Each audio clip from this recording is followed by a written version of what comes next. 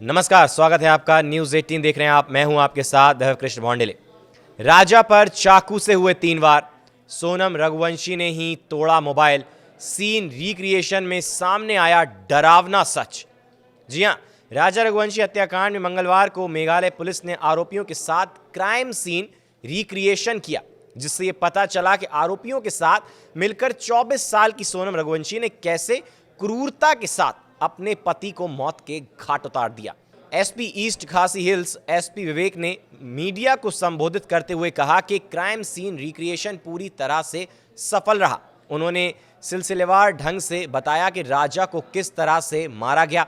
उन्होंने कहा कि रिक्रिएशन से हमें बहुत स्पष्ट तस्वीर मिल गई है। एसआईटी ने आज कई जगहों का दौरा किया ताकि यह पता लगाया जा सके कि आरोपियों ने राजा रघुवंशी को कैसे मारा था। हमने पार्किंग लॉट से शुरुआत की थी, जहां उन्होंने अपनी स्कूटी को रखा था। फिर हम व्यू पॉइंट पर गए और पता लगाया कि हत्या से ठीक पहले कौन कहां खड़ा था, यह जानना बहुत ज़रूरी था।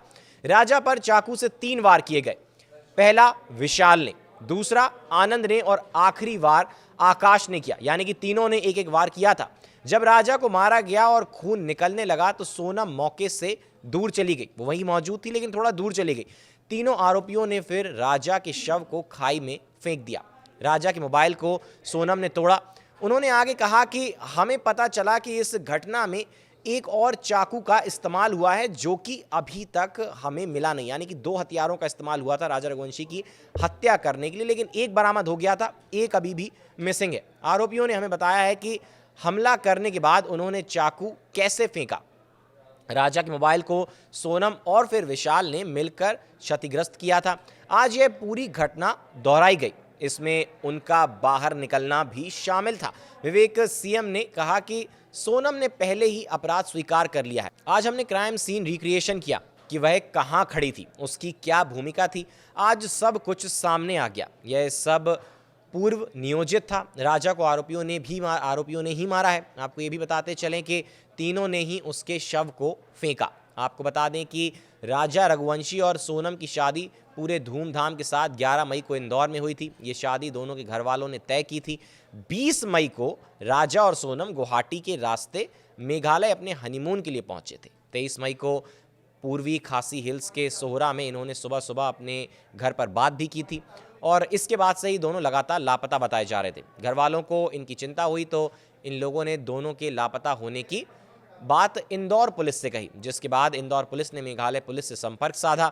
राजा और सोनम दोनों का फ़ोन था वो लगातार बंद आ रहा था।